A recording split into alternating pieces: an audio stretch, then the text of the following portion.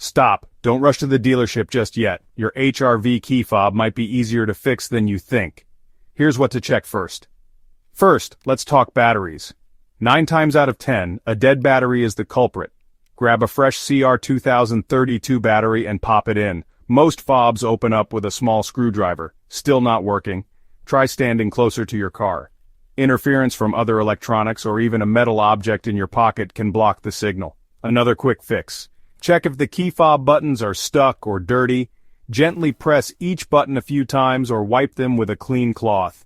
Sometimes, simple cleaning does the trick.